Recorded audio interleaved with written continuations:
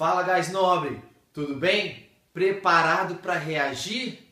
Preparado? Então vamos lá. Como eu disse para vocês, nós vamos continuar então o estudo preparatório para o Enem. Lembrando que o nosso estudo tem um grande diferencial. Ele é feito por temas, tá ok? Lembra o seguinte, a química não aparece assim, hidrogênio reage com oxigênio, o que vai dar? Não, né? A química propriamente dita, assim como a biologia, a física, elas vêm envolvidas em um contexto geral, em um contexto mais amplo. Analisamos a questão do solo, do ar, da água e a questão do lixo, tudo bem? E dentro desses grandes temas, então, nós vamos estudar a química, como ela vai aparecer para você, para não ter surpresa na hora da prova. Tranquilo? Esse tema agora será da água, mas precisamente nós vamos falar da poluição da água. A água, eu posso representar a água de várias maneiras. Olha uma representação da água. A água, olha só. Representei, tudo bem? Eu posso representar a água assim também, ó. Tá ok? E eu posso representar a água dessa maneira também. São vários jeitos de representar a água. São representações, são modelos que mostram pra gente, por exemplo, qual que é a intimidade, o que é feita essa molécula, o que compõe. Compõe átomos de hidrogênio, compõe átomos de oxigênio, tá ok? Então são todas representações, nenhuma está mais certa ou mais errada que a outra. São diversas maneiras que a gente usa para representar dependendo daquilo que a gente precisa. Por que uma molequinha dessa daqui, olha só que molequinha mais pequenininha, né? 2 Hs e 1 O. Como que essa molécula é tão importante na nossa vida? A gente olha assim, não dá nada para ela, né? Olha assim, ó, ainda bem que tamanho é documento, não é verdade? Então aqui, ó, se a gente prestar atenção na água, a água, ela é formada por um átomo de oxigênio, que é um elemento que está ocupando o grupo 16, ou a família 6A. Esse elemento, então, possui 6 elétrons na última camada, não é verdade? 6 elétrons, é da família 6A. Lembra o seguinte, pessoal, nós temos a tabela periódica. A tabela periódica, ela é dividida em famílias, tá bom? Famílias e períodos. As famílias são essas linhas aqui, ó, na vertical, ó, assim, ó, tá ok? Aqui são as famílias, aqui nós temos os períodos. Agora, o que significa família e período? O período, pessoal, olha só. Primeiro período, segundo período, terceiro período, quarto período e até o 7º período. O período é a camada eletrônica de cada átomo. Ou seja, se eu pegar um átomo que está no primeiro período, quer dizer que ele tem um núcleo e tem elétrons, não é verdade? Se a gente pegar lá um átomo, quais são as partículas fundamentais do átomo que a gente estuda agora no ensino médio? Lembrando que tem outras, partículas menores ainda, mas olha só, o que nós estudamos aqui, nós temos prótons, que têm cargas positivas, temos os nêutrons, que não possuem carga, e nós temos os elétrons, que ficam na eletrosfera, em torno desse núcleo. Tá ok? O núcleo é positivo, pois contém prótons, e a eletrosfera é negativa, porque é lá onde estão os elétrons. E essas cargas aqui, ó, num átomo eletricamente neutro, se eu pegar um átomozinho lá da tabela periódica, um elemento químico da tabela periódica, e falar assim, o sódio. Se você olhar, o sódio tem número atômico 11. O que quer dizer isso? Que ele tem 11 prótons. Tudo bem? E se ele é um átomo que não tem carga, ele é neutro, ele vai ter 11 prótons e também vai ter 11 elétrons. Tranquilo? É um átomo eletricamente neutro. Tem 11 prótons e 11 elétrons. E aí acontece o seguinte, esse átomo pode perder ou ganhar elétrons, tá ok? O elétron ele pode sair da eletrosfera, tá? Mas ele não perde próton, não? Não, ó, o próton está lá dentro do núcleo. Para perder o próton dá trabalho demais da conta. Para você ter noção, se você quebrar um núcleo desse aqui para sair um próton, você não está fazendo nada mais, nada menos que uma reação nuclear. Por exemplo, uma bomba atômica. Tudo bem? Por exemplo, se tirar o próton, não é uma ideia legal. Então, as reações químicas, por exemplo, quando um átomo chega lá e se liga com outro átomo, as reações químicas, elas envolvem somente as eletrosferas. Isso, uma reação química, ela se dá na eletrosfera, através do compartilhamento de elétrons, através da doação de elétrons. É assim que funciona a reação química. Ela envolve aqui a eletrosfera. É a interação entre a eletrosfera, trocas, compartilhamentos de elétrons. Belezinha? Então, cada período desse daqui vai ser uma camada a mais que esse átomo vai ter. Isso. Se eu pegar aqui, por exemplo, ó, hidrogênio, né? Ó, hoje li na capa da revista Coisas Francesas. Não é verdade? São os elementos aqui da família 1. Ah, hoje li na capa da revista Coisas Francesas.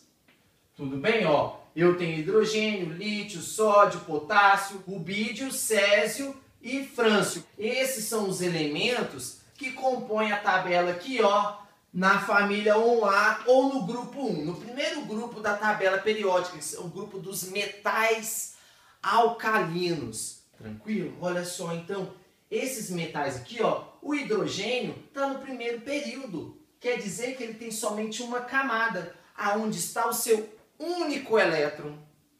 Tá? O lítio está no segundo período. No segundo período. Quer dizer que ele tem duas camadas de elétrons, aonde estão os seus 3 elétrons. E assim por diante, o sódio vai ter 3 camadas, onde estarão os seus 11 elétrons, por exemplo, olha só. E assim por diante. Então, quanto mais para baixo aqui, maior o número de camadas e maior vai ser o átomo. Porque a eletrosfera é grandona. Lembra, ó, tem uma comparação muito louca. Se você pegar uma bola de futebol e botar lá no meio do Maracanã, a bola de futebol é tipo o núcleo do átomo. E o Maracanã inteirinho ia ser a eletrosfera.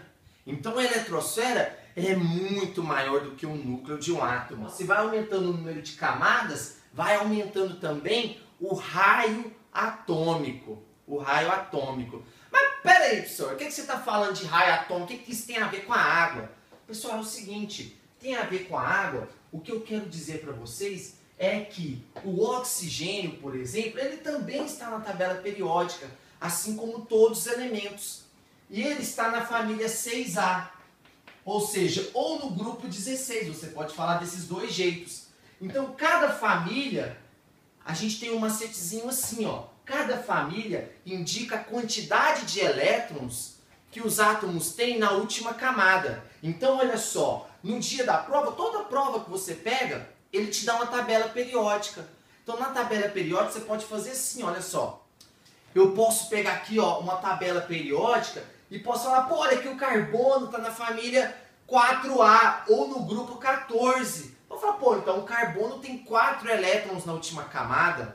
Olha só o oxigênio, está na família 6. Ele tem 6 elétrons na última camada. Então basta você olhar. Ah, preciso memorizar? Não, a prova te dá a tabela. Você tem que ter a capacidade de interpretar a tabela periódica. Então uma forma de interpretar é isso. Pô, tá lá o oxigênio, ele está aqui no grupo 16, na família 6, tem 6 elétrons na última camada.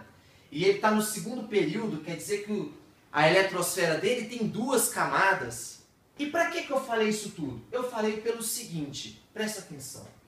Porque isso confere ao oxigênio algumas características. Se eu pegar aqui o hidrogênio, que tem 1 elétron, como que eles vão se ligar para formar a molequinha de água? Como que eles vão se ligar? Então, é extremamente importante eu saber quantos elétrons eles têm. Por quê? Porque observa-se o seguinte, na tabela periódica, na mesma tabela periódica, eu tenho a família 8A, ou grupo 18. Essa família, ela também tem um outro nome. Tem um nome assim, ó, família 8A, ou gases nobres. Isso mesmo. Por isso que eu falo assim, reage gás nobre. Por que eu falo isso? Porque os gases nobres são gases, eles têm esse nome de nobres, porque são gases pouco reativos. Eles não gostam de reagir, não. Eles já estão ali no bem bom, tá lá de boa, prainha e tal, aquele negócio refrigerante, não é verdade? Tá ali de boa, não quer reagir não quer fazer serviço não. Vou trabalhar pra quê? Eu já tô aqui firmeza. Aí é o seguinte, aí a gente ficou assim, mas peraí, né? O que esses átomos têm que eles não reagem, sendo que eu tenho um monte de outros que reagem? Aí foi olhar para eles e falou assim, peraí, ó, esses átomos não reagem porque eles têm 8 elétrons em sua última camada, na camada de valência.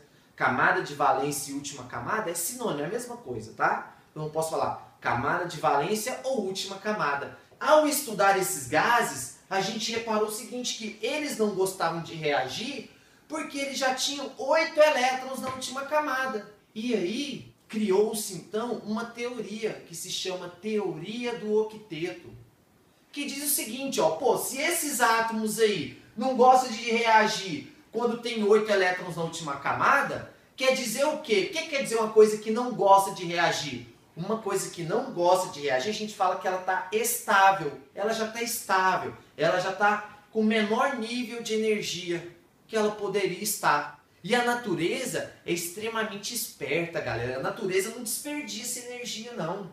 Tanto é que se a gente come demais, o que acontece? A gente fica gordinho. E o que é gordinho? Eu estou barrigudo já.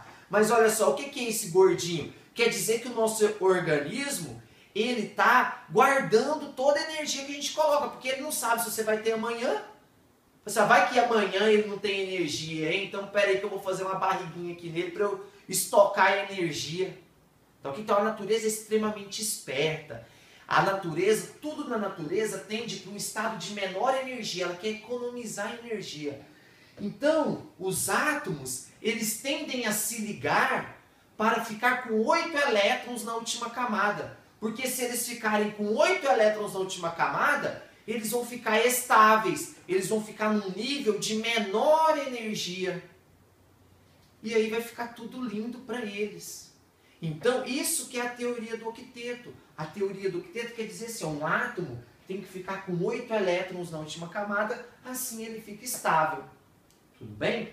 Mas toda boa regra tem a sua exceção, não é verdade? A regra do octeto, galera, é uma tendência, tá? Os átomos tendem a ficar com 8 elétrons na última camada. Tendem. Mas ele pode ficar com mais? Pode. Pode ficar com menos?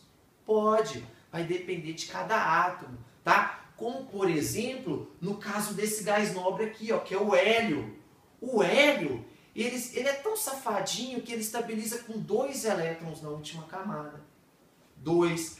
E aí o hidrogênio também segue o exemplo do hélio. Se ele pode, por que eu não posso, né? Então o hidrogênio, ele também se estabiliza com 2 elétrons na última camada.